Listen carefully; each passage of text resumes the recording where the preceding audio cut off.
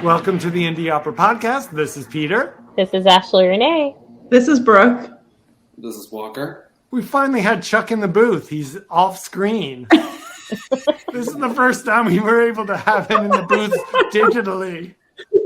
Today we are joined by composer and librettist Carla Lucero, creator of the operas Warnos, Juana, Three Women of Jerusalem, and Touch, and Dr. Rita Urquijo-Ruiz, a Mexicana-Chicana queer educator, writer, activist, and performer who assisted writing the Spanish libretto for The Three Women of Jerusalem. Welcome to the show.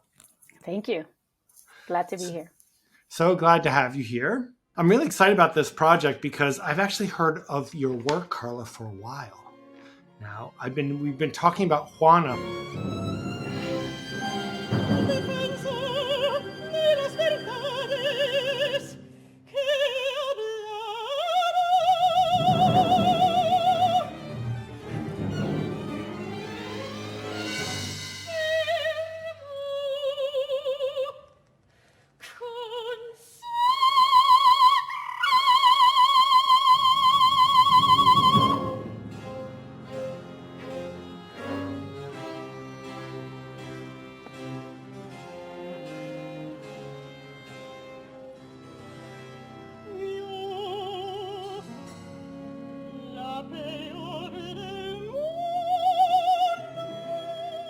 We've been talking about the production that Del Arte has been working on for a while. I know that during the pandemic, they switched gears and instead of doing a performance, did a whole reading series with their actors and stuff. So they're going very deep into the material. And I've also heard about Touch because Mariana is the president of the New York Opera Alliance and told us that she was writing the libretto for that. And we'll talk about that later. Yeah, I'm very excited. So welcome to the show. And first, I tend to ask this question because I love origins and I love to know how people meet. So how did you and Rita first become acquainted with each other? It's a really interesting story, especially now. I was approached by Christopher Ray. He's a conductor, an amazing conductor. And he wants to do, we're still going to do it, a Spanish version of Carlisle Floyd's opera of Mice and Men. And he had approached me about this. Great idea. Yeah, especially, because it's about migrant workers, but migrant workers from the United States migrating around, to different states. But, in this time period, it makes such sense to have a Spanish version of this. So he is actually the protege and really good friend of the families of Carlisle Floyd, who just passed. He had approached me before Floyd passed. So I was, of course, I'm so interested in this. And we got the rights to do this from the family and from the publisher. So I am not totally fluent in Spanish.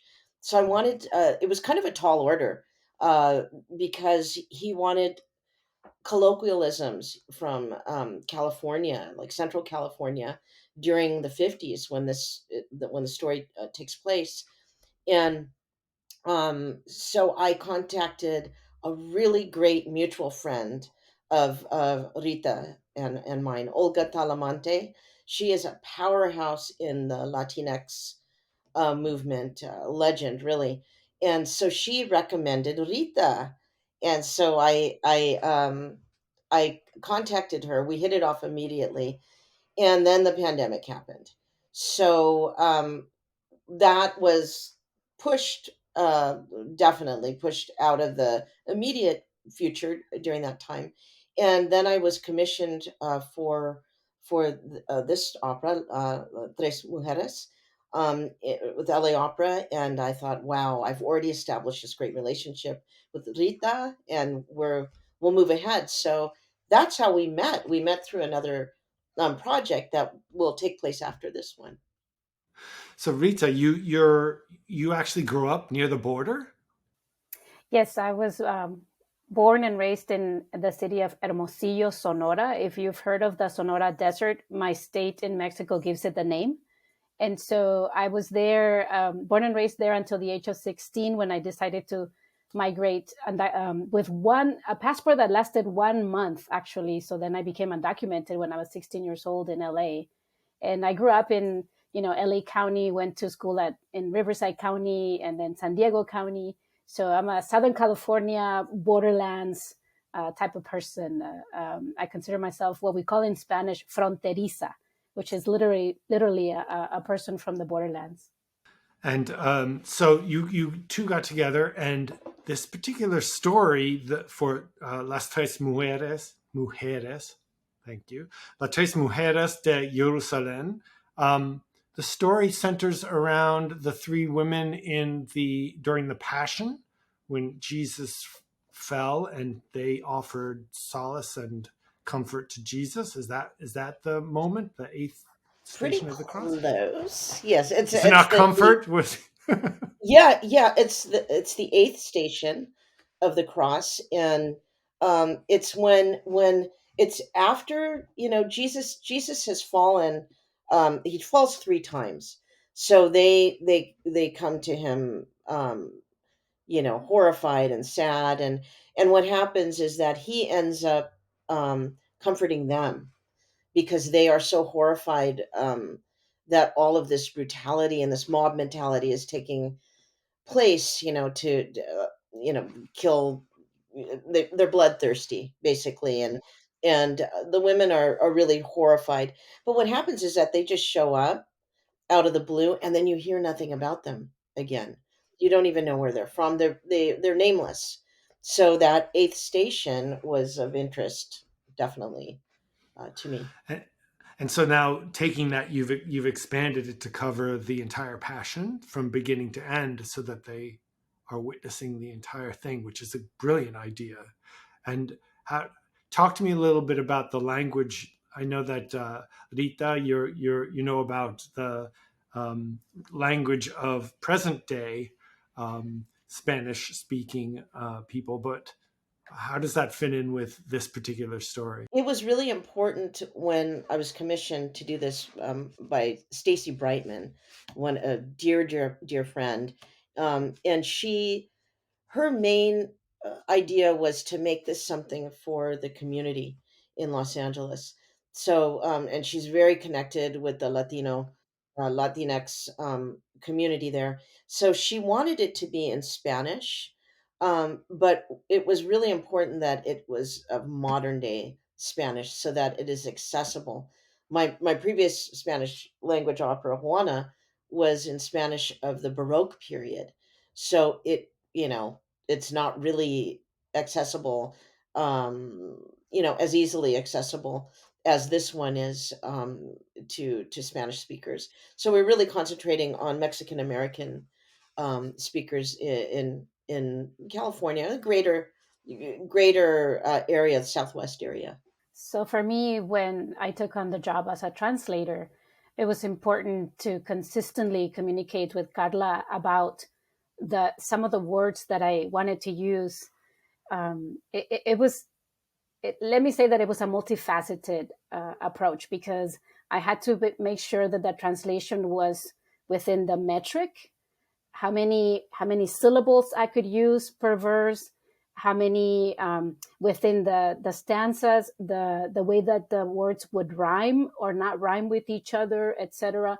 And so I would go back and forth with Carla in terms of, could we use a shorter version of this word that is known to the Mexican American or Latino, Latinx community in the area if we shorten it?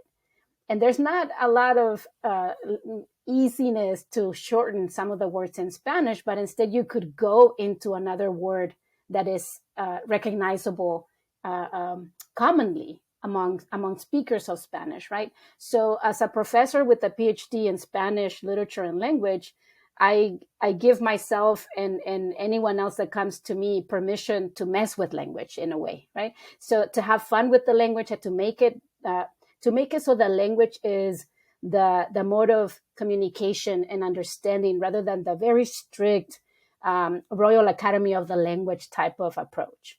And so this was very much about a gift to our communities, our different communities that are going to come to see it in person, hopefully, and then also around the world, right? So around the world that are going to be viewing it are going to get this taste of this language that Carla and I are using. That's really interesting. So did you first write a Spanish-like libretto that you then handed to Rita to change the language, or was the libretto that you wrote in English first? It's totally in English. Completely. That's cool. Completely in English. And so when I approached her, the reason why I love working with Rita so much is she's a poet. She's an amazing poet. So the poetry that of course, the poetry that I wrote within the libretto, I wanted to maintain that. She was talking about the meter, and if there was any type of rhyming scheme, that was we kept to that. So really, like, what when we got together, um and she was talking about like going through sometimes it would be like line by line by line to make sure that everything was going to be within the parameters that I set without losing the meaning, the essence of the meaning. Sometimes things had to be really paraphrased, where it's not anywhere near a direct translation.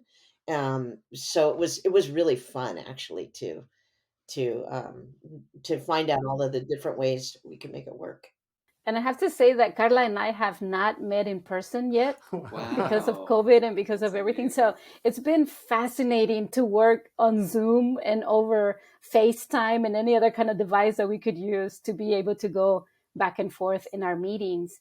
And the way that that collaboration happens when two artists like each other is just fabulous. I mean, the idea of being introduced over email by our mentor and our dear friend Olga Talamante, I was telling Carla later on, I said, it was an automatic for me to like you because Olga liked you, right? And so this type of work has been such a blessing and such a delight in terms of being able to really immerse ourselves into the language, which is, of course, as a big nerd that I am, it's one of my favorite games, right? To play with language. And then when you add the music component to it, and then you add the opera part of it to it, it's just fascinating. Very moving moments that we've had throughout the collaboration process. Absolutely, especially because it was during the pandemic.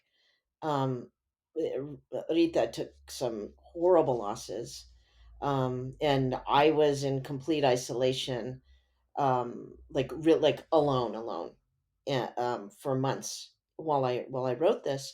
So we were both. It was kind of like a therapy session each time we got together, to bring us through. And I really do credit our collaboration and the project itself for uh, helping us through really difficult times. I feel like I can identify with that. I think a lot about, and this is I'm a monolingual person, but as a singer, I've had to like taste other languages, and I think a lot about how each language is sort of its own universe.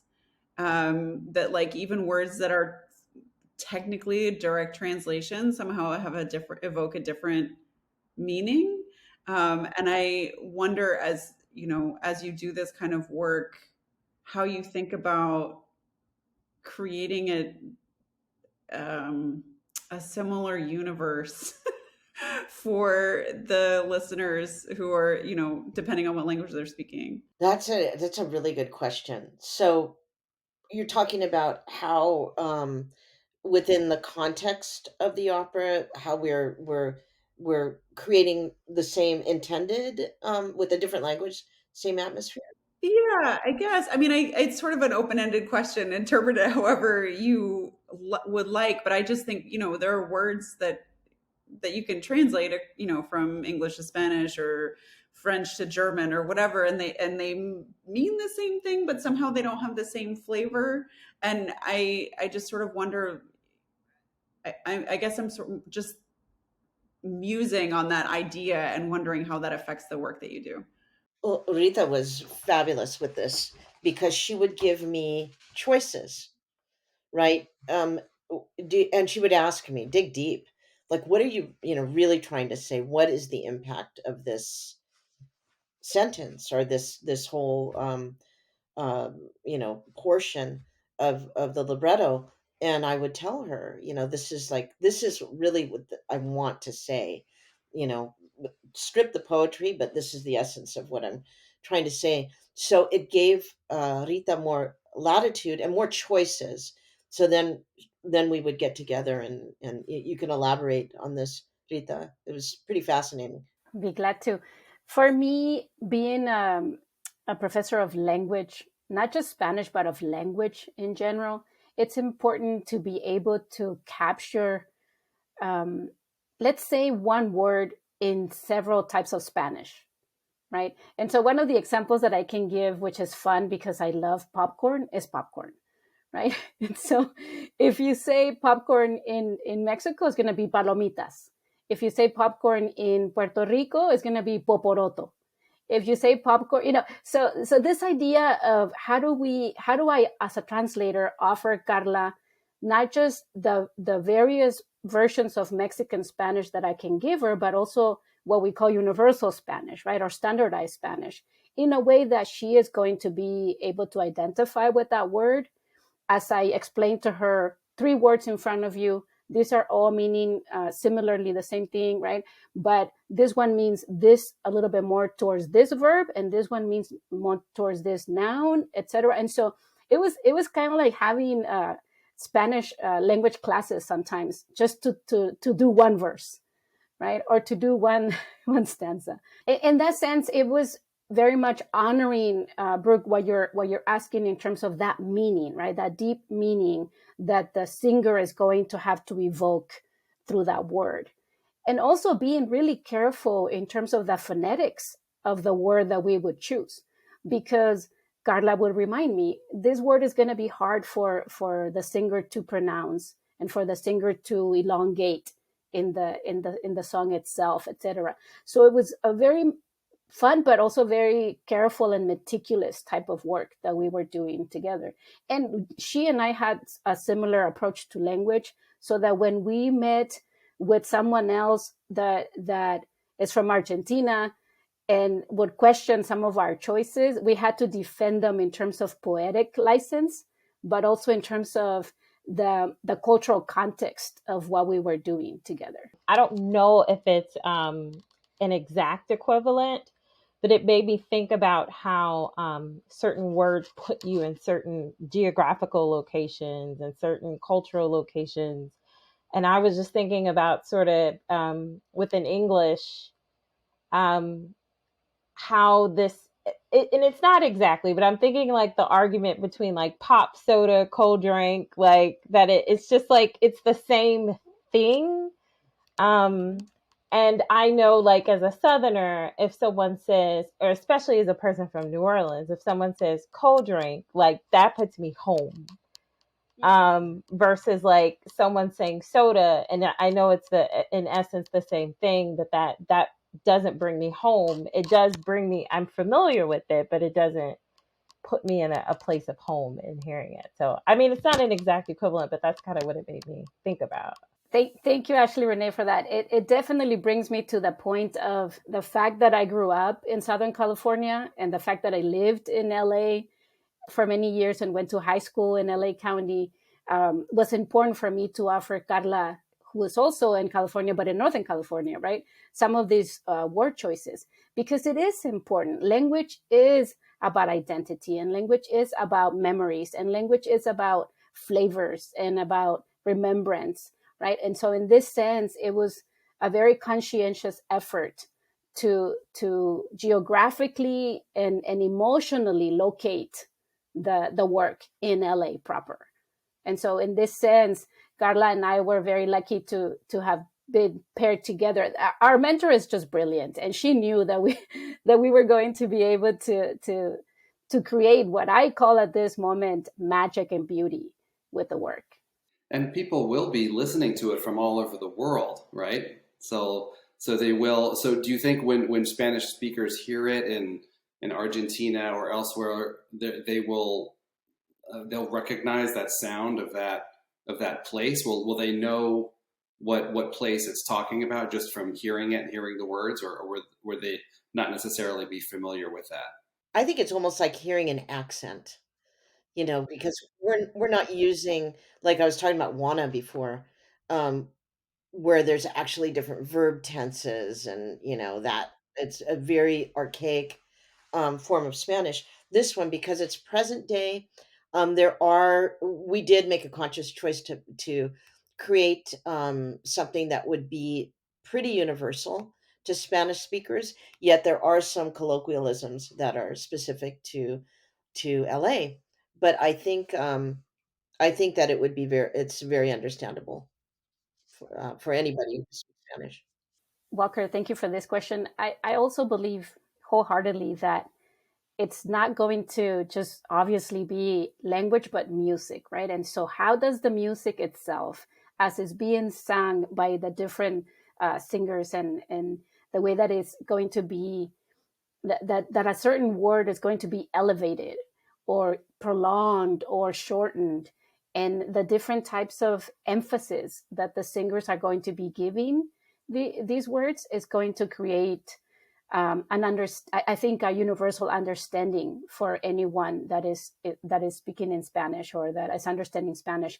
And I'm not sure how it's going to work in terms of the subtitles in English, how visible those are going to be in different places. But the idea is going to be that the way that the language and the music are coming together for the opera is going to move people to tears, and it's going to move people in so many different ways, even when that particular word might not be the one that they would use in that region as they listen to it, as they see the opera. Yeah, there will be super titles in English and Spanish projected. So are you going to translate it back into English now that you've translated it into Spanish Well, no, for the subtitles? We did it'll the be side by side. the original English and the translated. You're going to have like so much control over the words that you've translated it in two languages. You'll be like complete rubbish on the English side, and then Thankfully, I was able to submit a side-by-side document to Carla so that we kept her original English and then my translation in Spanish. And I wanted to do it in 2 columns because we wanted to see verse by verse, right? How we were going to do this. And so in that sense, they'll be able to have her original in English. Oh, okay. Yeah, right. And it was really important that we kept, even though I hadn't written any of the music yet when we did the translation process, it was really important that we kept that meter and rhyming scheme when there was one, because I am going to make an English version of this as well. Okay, yeah, I was wondering why you were so concerned to keep it, because that's interesting that you managed to keep the same meter for 2 different languages. I mean, is that difficult to do? Because I always thought that like it would be hard to translate like the meter. I mean, he used iambic pentameter, but still to use the meter of Shakespeare translated into Spanish or whatever. Is it? Yeah. How hard is that? It's really challenging. Right. And where do the accents arrive? Where's the emphasis on the different syllables? So it was really like putting together a very complicated puzzle. And I love puzzles, so in that sense, it was fun. And so at some point when Carla, we would check back with each other after she was writing the music, and we would sometimes have to tweak one word, one letter, or 2 letters, or contracting something so that we could fit it into the music that she had written. And so that collaboration back and forth was consistent in keeping everything going. So when you wrote the Juana opera, it was I just want to get this right, which was about Sor Juana Inés de la Cruz, and Good. Yes. it took place back in sort of way back in early music times. You sort of also time stamped the music to sound. There were quotes that sounded like early music.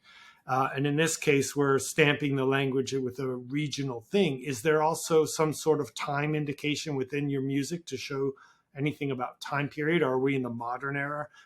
What is the sound world temporally for the piece? Well, it's interesting because there is, and there's actually the separation is from Jerusalem times. I'm just speaking strictly about the music.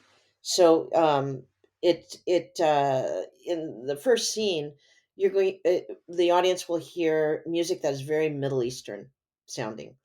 So using Middle Eastern instruments. Some of the rhythm definitely is Middle Eastern. So you hear that, and that's kind of that marketplace scene where people are bustling around, and it's going to place us there. And then after that first scene, uh, the second scene is the angel, and at that point, everything opens up and it's abstract. And there's actually two sets.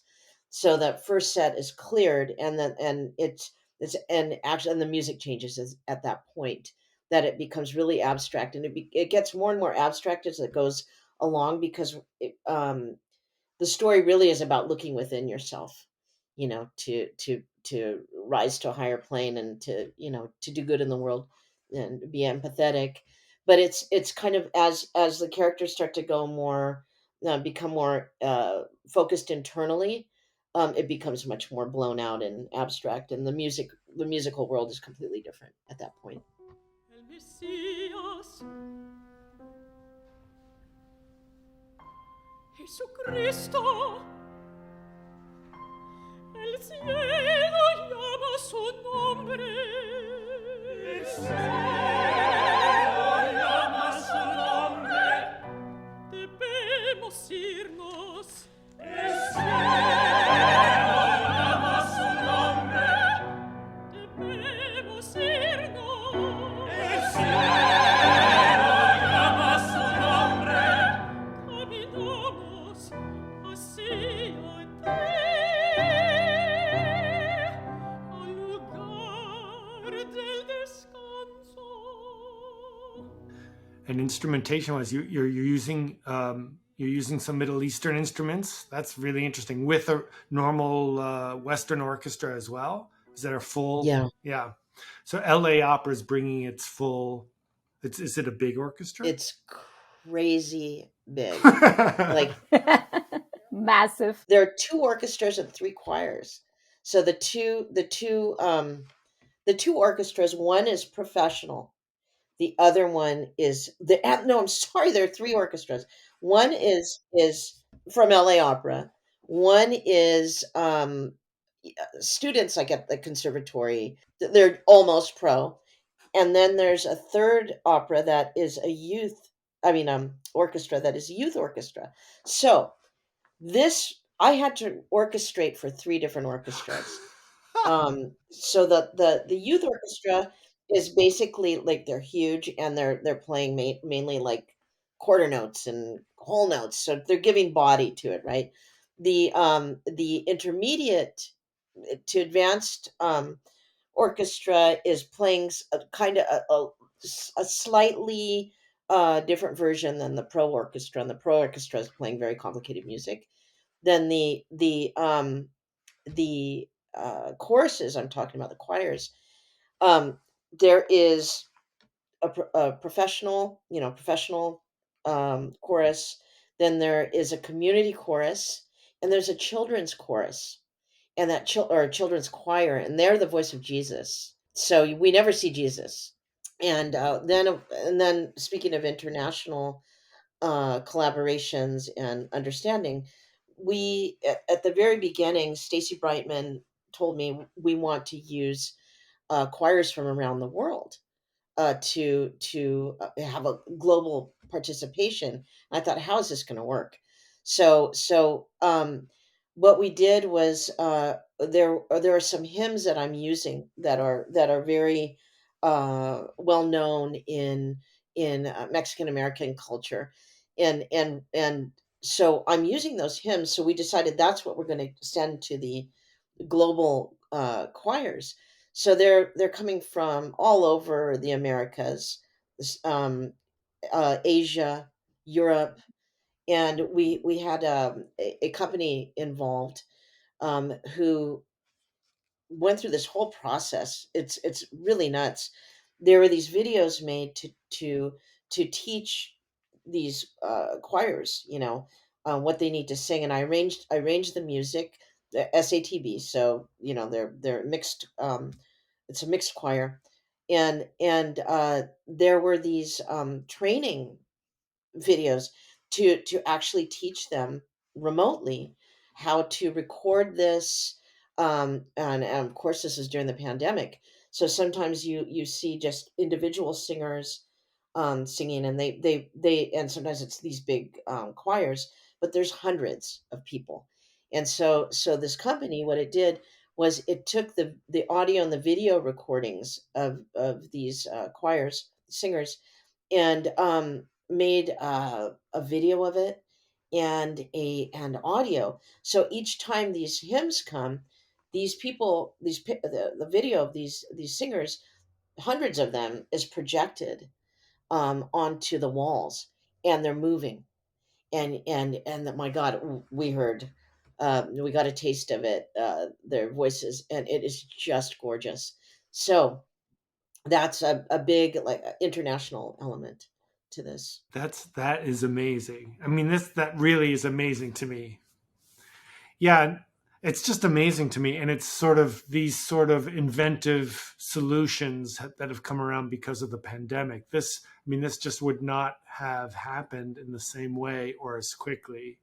I mean, how necessity has made us be creative. So it's a great way to bring the community in. Also, I love how you're using the children's chorus. Will the children's chorus be present, or are they digitally? They're in the room. They'll be in the room. The only time we're going to see the virtual choir is during the hymns, but the rest of there's a lot of choral music in this piece. So those groups are there. And it's being performed at a cathedral, right? So The cathedral, Our the Lady of the cathedral. Angels. It's huge. I don't know if you guys have seen it. Must be Yeah, it's gigantic. it's like a football field with pews. It's it's gorgeous. It's really gorgeous. But it does present some audio issues. So I think they're going to the principals are definitely going to have to be mic'd in that situation. But I don't think anybody else will be. And then, of course, bringing in the virtual choirs. That's also another element that isn't that has to be enhanced. The audio has to be enhanced. So Sor Juana also lived through a plague or died in a plague. And I wonder if that affected this work for you at all, or if you brought something to it that you might not have Oh, wow. Well, in a different time. Brooke, I never thought about that. I never thought about that. Okay, then Uh, no. But I can definitely address part of your question, Brooke, in terms of, I think in terms of the losses that many of us have gone through, not just terrible deaths in our families, but also the loss of friends, community, seeing people, being able to be around people. There are so many losses at so many different levels, right? And so I think that in terms of the work that Carla has put forth, this is a tribute and a love song to the city of LA, right? But at the same time, to anyone that joins in internationally, because the way that this is going to be moving and the way that this is going to bring a global community together during a pandemic is unheard of. Just the choir yesterday, when we got the 30-second little clip of the voices and the images of people's faces singing projected into the wall of one of the walls of the cathedral, it sent chills down my spine just to be able to see it and to hear it, and to know that when people are there present in the cathedral, but also viewing this globally, there is no way that we're not going to have tears rolling down people's faces, because of the way that we have come together and created an homage to humanity, an homage to community, an homage to goodness, and to and to love and to compassion through this story itself. Rita, that's so beautiful what you said. And actually, it kind of plays into what you were asking me, Brooke. I didn't make a direct connection to Juana and the current situation, or this situation really during during the time I was writing this. Um, but I was really thinking a lot too about the political situation, and how this country is being torn apart, in different ways. And for me, the pandemic was kind of like this, the cherry on top. It's like, what else, Um, so I would say that in terms of connecting to different things, the political the political aspect of it, and this idea of a mob mentality really, really hit home with me. And I started to really kind of, that was at the back of my head during a lot of this. It was like, that's, you see something, do something. Don't let horrible things, happen, and just be a witness. And because you're afraid to say something, whether it's homophobic, racist, whatever it is there's so much cruelty, that is accept in some circles in this country acceptable. So that was at the back of my mind during a lot of writing these really brutal, bloodthirsty choral scenes. And then at the three women, witnessing all of this and really kind of making choices. It's about personal choices that you make, and don't go along with the crowd just because it's the thing to do, or you're going to look weak, or whatever it is. You have to be the best person you can be, and act. And I think I felt, with the in terms of the pandemic, this, what Rita was saying, the loss of community, and you kind of feel like you're just alone, and I was really hoping that it would resonate with people, in terms of, even if you're alone, you can do something. You can do something. You can create something. You can make your presence known. You can't just watch, terrible things happen, and be a armchair, observer, on the news, or watch things. So it's really about being proactive and not letting horrible things happen, even if it's just you. So the three women, so you named them sacrifice, love, and purpose. Yes. Is that right? So Yes. how did those? No, those names are not in the Bible, right? Do those come from? How did you choose those ideas for the three women? Well, they're actually, virtues. Um, and I felt like those are the things that we need the most now, in this world, and at that time, and the human condition hasn't changed much, right? So I don't I felt like all of these women had to make choices along the way and fulfill their own destiny. So that's why, in the beginning, sacrifices, I had her kind of as a ditzy, materialistic, um, character at first, really not caring about anybody, herself, but herself, even her mother. She doesn't even understand what doing something for somebody else means. Um, and she's so self-absorbed. And love, there's a part in the very beginning of the libretto where she sees enslaved people, and and wants to do something, but she doesn't want to go against the crowd, her transformation to me is the biggest, because she understands that she has to be proactive, and you can't just think, oh, that's terrible. You have to act. So her action is huge, what she ends up doing. I don't want to give too much away. But purpose is about social justice. It's about the lessons that we learn, that we're not passive witnesses. We take it in, we process it, and we try to make things that happened in the past not happen again, the bad things.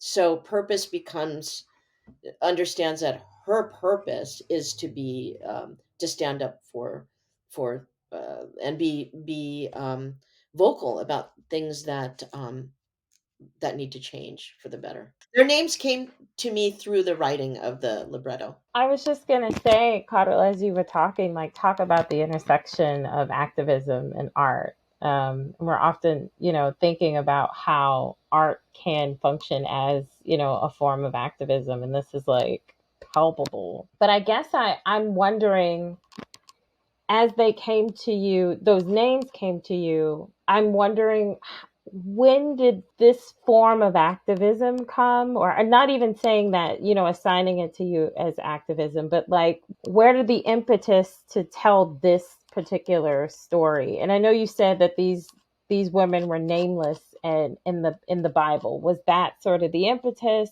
or what was it that said this is the story that needs to be told?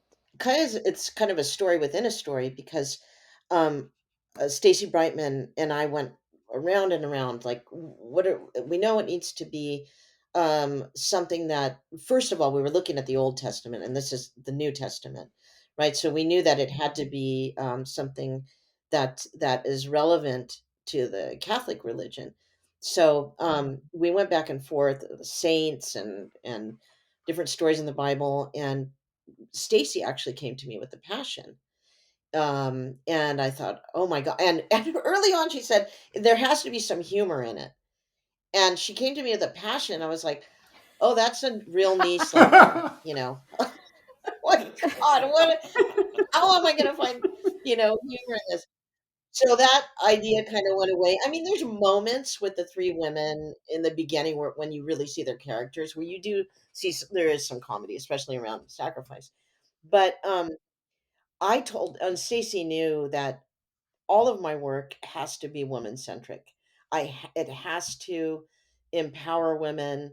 And when I looked, when I was, and I was always pretty familiar with the Stations of the Cross. I mean, I went from communion to all the way through confirmation. Yeah, so I was raised Catholic. But even myself, I didn't even remember that there were three women at the eighth station, because they are pretty insignificant. They're not named, nothing. So I zoomed in on that. I said, okay, we got a deal here.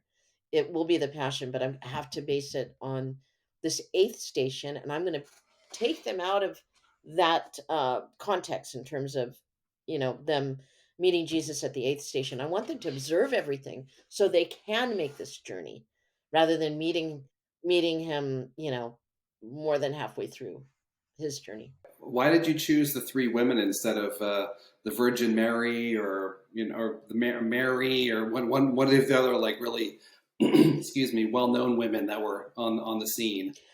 Because there's been so much written about them already. I really wanted to. I almost had a blank slate with the three women of Jerusalem. So it was more interesting to me, more, and in a way, it's more challenging. But I love the freedom to be able to kind of mold these characters into my own vision. It's very interesting, and I'm so glad you're doing this, because it makes me think about the Passion in a different way.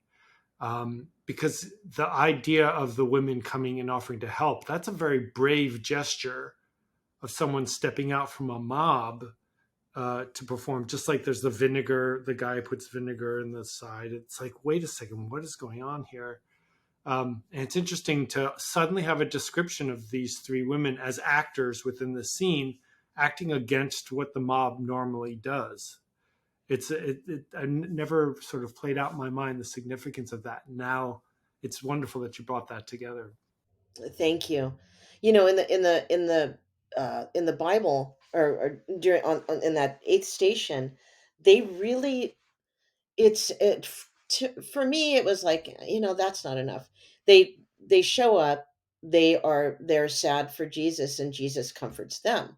So I thought, that's too simple. It's not they don't have any journey, whatsoever. So this whole idea of telling the passion through their eyes became really attractive, to me, because we're seeing it. It's almost like a film, right, where you have a different perspective, but the camera has a different perspective. I almost looked at it that way. And I think that for me, if I may add to this, for me, one of the immediately attractive aspects of this work was precisely that I was working with Carla, who is a feminist and is bringing these women to the forefront. And the fact that Carla co-wrote Juana, who is another proto-feminist type, right? And so it's just really encouraging to see that the way, Ashley Renee, the way that you asked, how does art relate to activism, right? And so from the perspective of being a Chicana, and I wouldn't call myself a Chicana if I weren't very concerned about the political issues of our time and activism itself. And so for me, the commitment is always about art and activism together. And Carla's work does that. The fact that she is naming these three women with these names, and the fact that these are the activists of that time that were erased in a way in the story, the way that the story is officially told, but Carla puts them back on the map. And not only puts them back on the map, but gives them this power to turn the story in a way that it becomes about love and about compassion and about rejecting the mob mentality that we are so enthralled right now in this country. And not just in this country, but pretty much around the world, where fascism and all these other isms and phobias are erupting across the world. Is there any queer element to the story as well? Besides Rita and I, no. Ah. No. Well, if you want to count the homosocial aspect of it, the fact that it's three women hanging out together, right? That would count. Right. And I was telling Carla that, full disclosure, I grew up as a culturally Catholic. On my maternal side, my grandmother was very much about the chastising Catholic grandmother. But on my father's side, my dad died when I was 8.5 years old, but I still remember him telling me, mijita, my daughter, God is everywhere, and you don't need to go to church to listen to God, right? So I had an agnostic father and a very Catholic grandmother. And so in this sense, the topic of the opera itself, at first I was like, what are we doing? What is it that I'm going to be translating? And then the ideas that Carla was sharing with me, as I thought, oh my goodness, this is perfect. This is radical. This is queer. This is, this is really going against the grain. The Passion of the Christ also, and all the Stations of the Cross also happen to be very dear to my partner and to my partner's mom. And so I had to be very sneaky about what I was doing. And I didn't say anything to my partner about throwing myself into this opera translation, because I knew that my partner would have said, you're crazy, you're doing too many things, and you're too busy, why would you do this to yourself?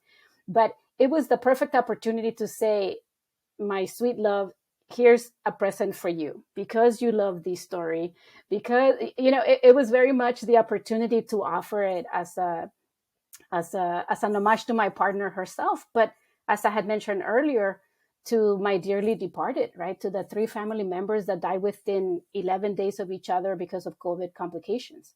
And so it all is entangled in there in terms of art, activism, community, love for family, love for your partner, love for your partner's family.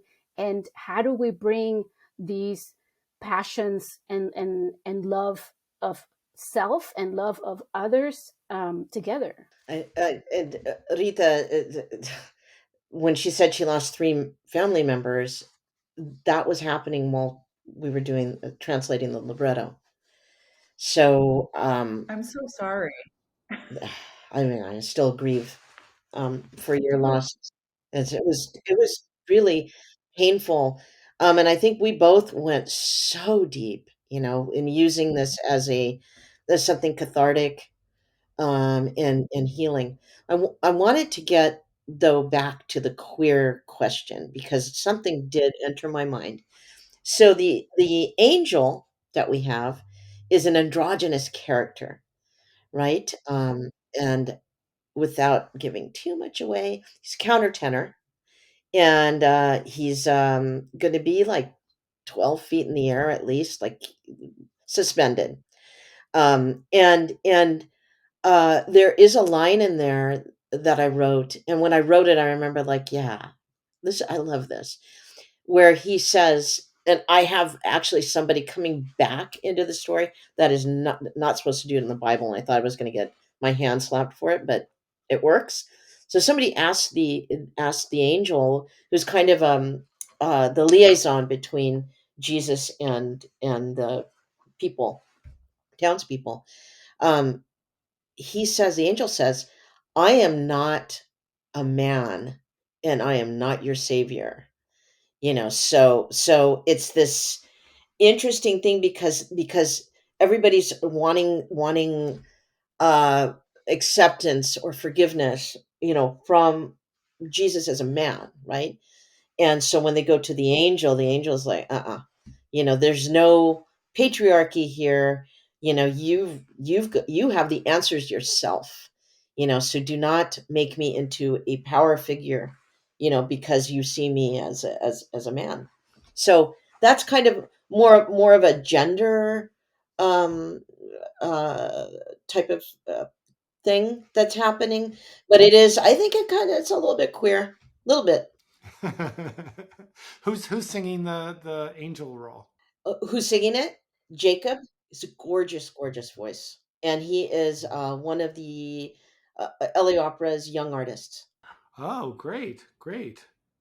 Yeah, he's amazing. That's a great idea. I mean, that you're elevating someone, who represents that, who says, I'm not a man, and maybe I'm not a woman either, but you're elevating that state to be this like, wonderful, beaming angel. I think it's a really wonderful idea. I just found a little listing for Jacob Ingbar, who made his professional debut at age of 10 as a soloist with the St. Paul Chamber Orchestra. So that's really amazing. Yeah, he's That's not wonderful. 10 anymore. He's an adult. Yes. He can sound like a child, though. It's amazing. Yeah. What is the significance of the Stations of the Cross? Like, why is that a story that just keeps coming back over and over again? I mean, I've been in many churches that show the Stations of the Cross, and I've seen many artworks about the Stations of the Cross. Why is that in particular so important? Again, knowing that I'm culturally Catholic, the answer might not be exactly what you're looking for, Walker. But the idea of the Stations of the Cross being represented during Easter time, right, in Catholic communities and churches, there is an actual performance. There is an actual person carrying the cross, a man, in all situations that I've seen, carrying the cross on the streets of a different community, and seeing the suffering of Jesus Christ represented through the performance, right? And so my grandma would talk about this in terms of the reminding us of the suffering of Christ, and reminding us and visually, like viscerally seeing the blood on the face of the actor and the whippings and all of the entire performance as a reminder of suffering and as a reminder of um, Jesus Christ's sacrifice for humanity, right? And so to me, it would become very gory, of course, and it's scary to a child to see all of that being represented. But in the way that my family and my maternal grandmother would go about it, it was about creating fear in us in terms of behaving well and being good members of our community and good human beings in the reminder, making us feel terrible for what happens to Jesus Christ when we see it in front of us.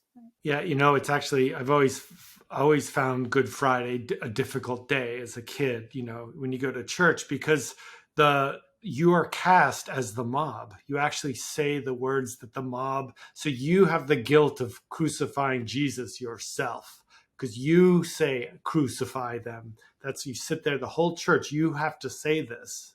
It's an incredible sacrament. But also I wanted to say that is the root of opera. The very early passion plays were the beginning of the Western idea of opera, those early performances in church and telling a story to music. So this is almost like the perfect opera story, because you're going literally back to the very roots of what we credit with. I mean, I don't know if that's historically accurate, but and so to have Carla put this on its head, right? And instead of having the people that are going to be part of this production be the mob and shouting crucify him, instead we're given songs and hymns to be able to uplift and to support the activism of these three women. So how wonderful to be able to switch this story around with Carla's work. I was just going to say that there are moments when the chorus is just barbaric. Like they come in, doing like juggling and doing like watching people, but they want the crowd really wants them to do death defying things, like really dangerous things. They're really bloodthirsty, and they get so amped up when they know that a crucifixion is going to happen. So they're there for the good time, the entertainment.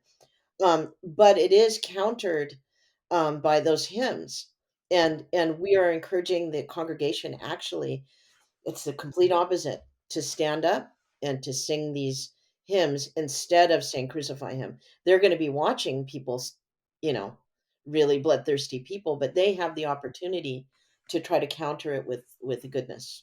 I was just going to offer the perspective of a New England born Protestant that the Stations of the Cross, I've sung at many, many Catholic churches, and it's always been sort of like, oh, no, like pearl clutching, sort of like, Oh oh, yeah.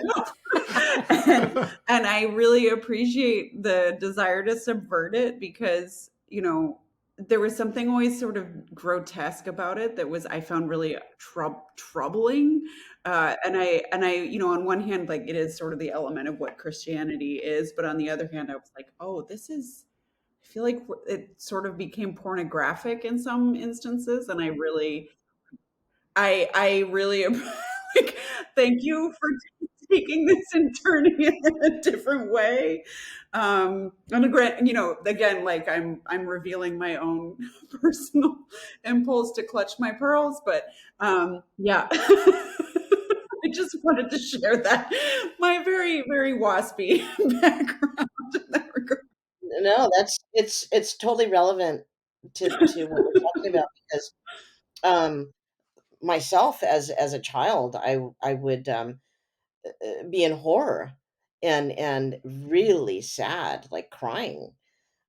So I made a decision really quickly, early on, that we're not going to see Jesus, and it's much more powerful to hear him through the children's voices, and the blood and gore is implied by how the crowd is reacting, and then being countered by the women.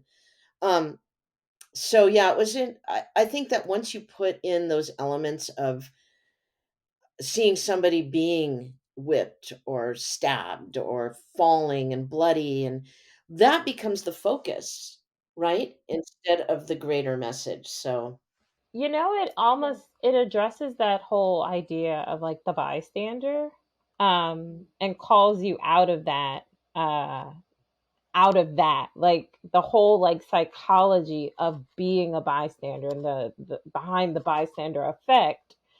And it's the opportunity of seeing these three women who could have very much so, because theoretically there were other people in the mob that were only functioning in the mob as bystanders, not actually believing and being behind the beliefs of the mob. So it's wonderful to see, the science, it says, like you have to break the spell of being a bystander, because if not, you'll continuously be within a mob and function in that way.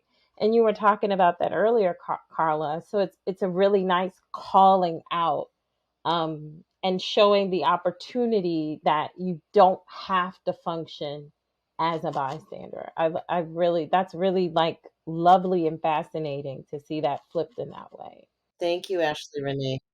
When Carla mentioned that the voice of Jesus was going to be the voice of children, I gasped in admiration and in just excitement to know that somehow those voices are going to just really move passionately the people that are witnessing this opera.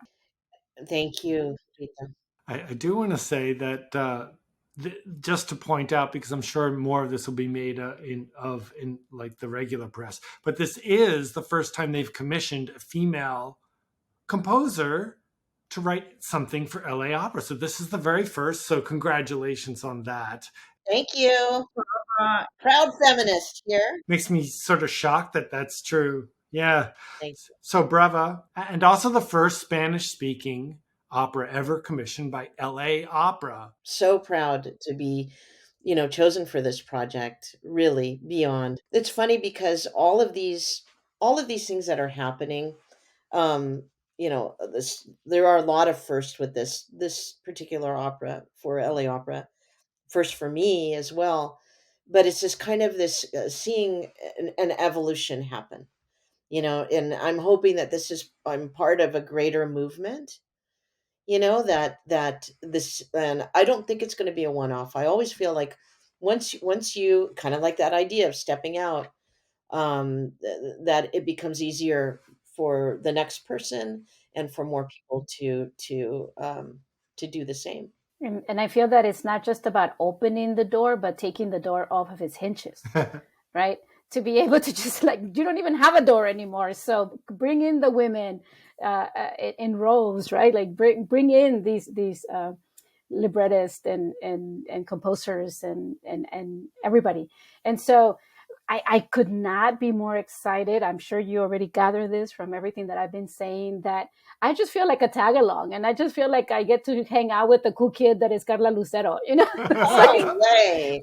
Here I am.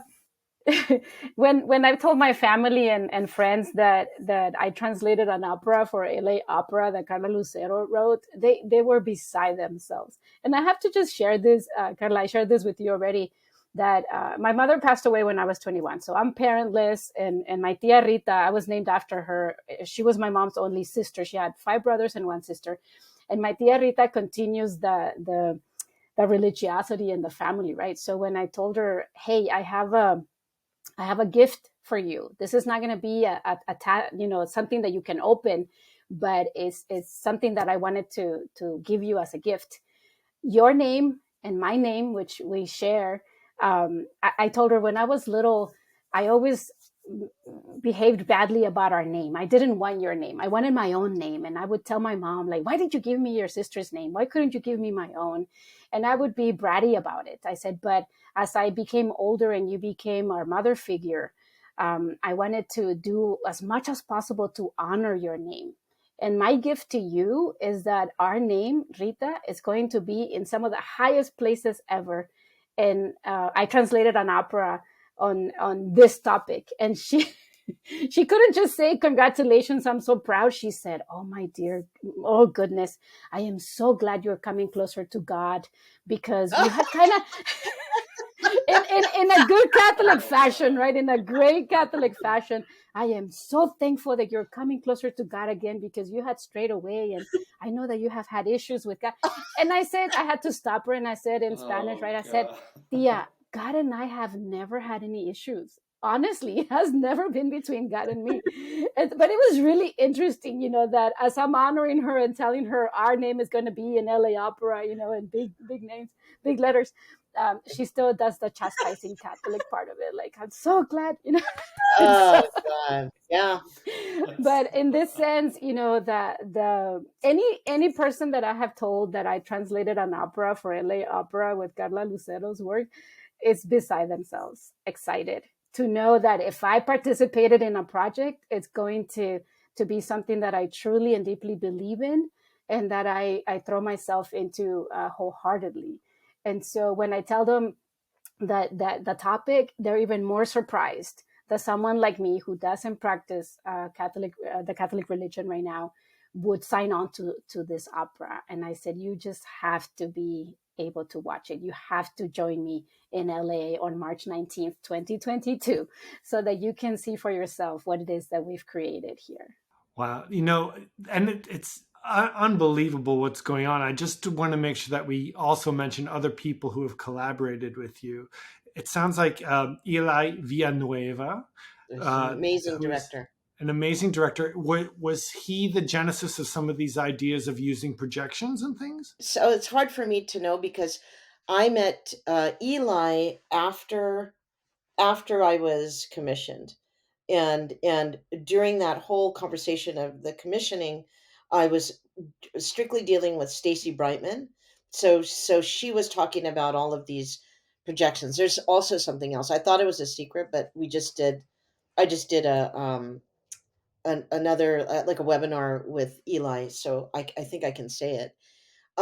So she was talking about making something really grand that is going to be something that is performed by LA Opera several times, like, between now and the Olympics, and that this is going to be something that is going to be part of the Olympics in terms of the entertainment in Los Angeles during the 2028 Olympics.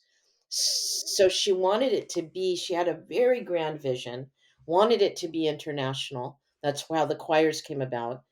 And then I used to work internationally all the time, so I had some connections, especially in Latin America and in Spain. So that is really kind of, I think, the where that idea came from, to include these global choirs. So that was never my idea. That came from Stacy and maybe Eli too, because they've done so many of these operas together. But yeah, so there was different kind of reasoning behind that. And also, I just want to mention that James Conlon, Maestro James Conlon, will be conducting. And who else is in the cast that we might also want to mention? What I have to say though, one singer I do know, and he was in the workshop. He's amazing. Ashley Fatualia. He is a tenor. He's the one who sings Simone, Simon the Cyrenian. Wow, his voice is just amazing. This thing is so huge that there are all these different arms doing different things. Like the assistant conductor, she's amazing. Mercedes Juan Musoto, and she is working with the choirs outside of LA Opera, and some other singers that are not part or not on the roster of LA Opera. Also, I know that because of the pandemic, some of the rehearsal, the ways that they're rehearsing it's blew my mind. Like the way that they are rehearsing these singers is Mercedes makes these videos, and you could see like when she says go to this page, and you see that the pages are turning, and then the music appears and it's highlighted, and she takes notes, so it's really interactive while she's interacting with the singer themselves. So I got to see a couple of those videos, and it was astounding, and that is something definitely that came out of the pandemic. So the cast itself, there's the three women, the Angel, the Simon. Who is there a large number of roles?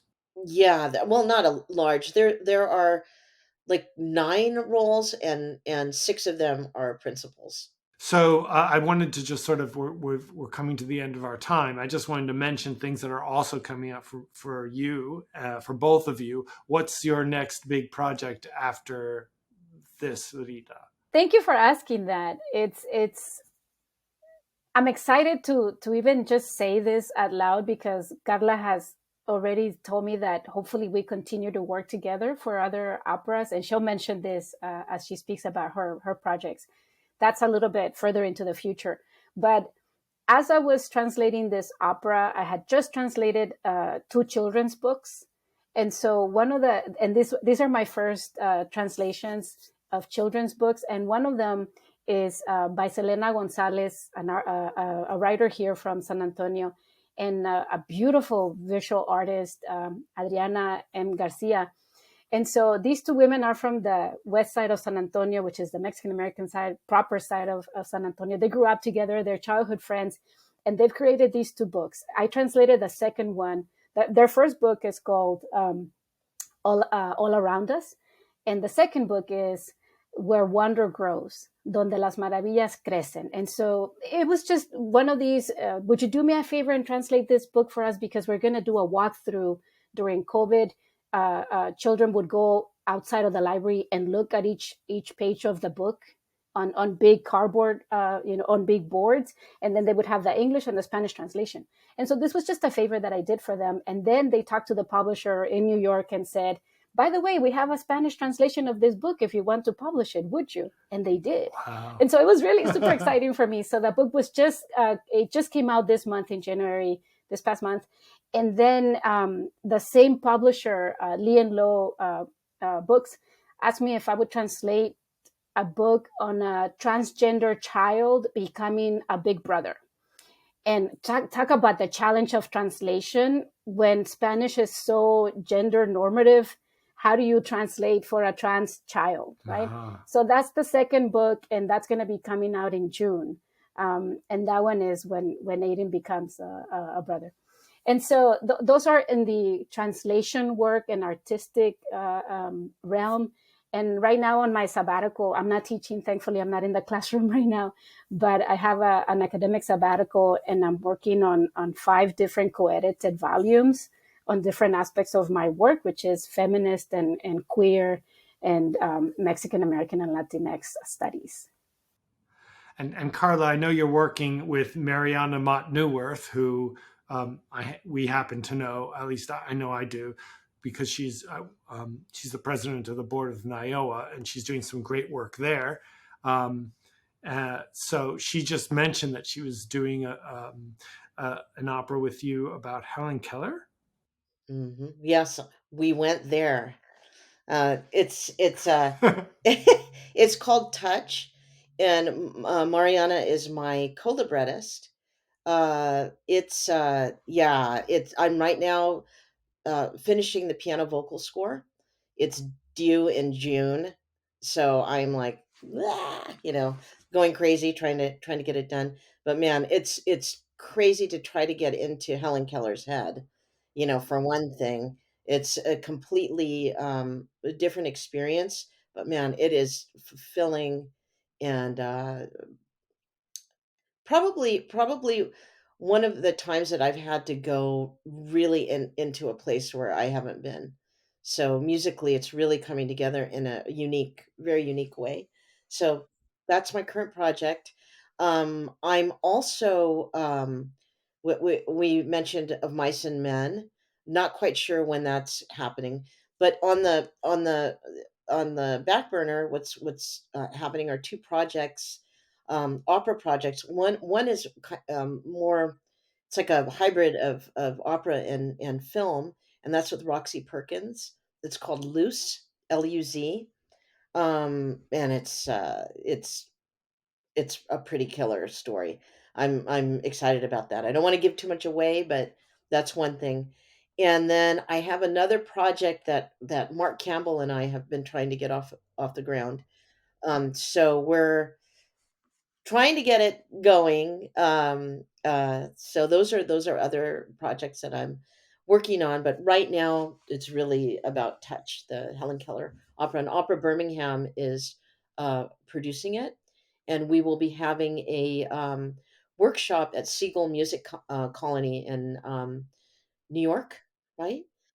So I'll be hearing the music for the first time of being performed in that workshop. So I'm excited that that happens this summer. Oh, and then Juana in New York, Del Arte Opera Ensemble will be performing Juana in August. And last but not least, I have a concert at Carnegie Hall June 24th. I'm having pieces that I arranged for the pianist Anna Kislitsnaya. She is going to be performing those pieces from Warnos, my first opera. So and it's kind of in celebration of a CD release or album release. I don't even know what you call it anymore. But right now there's no physical thing, Right. so I don't know what you call it. But it's in celebration and of that release. So Warnos was an opera about America's first female serial killer. Your Honor, my client pleads no contest. No contest, she's guilty.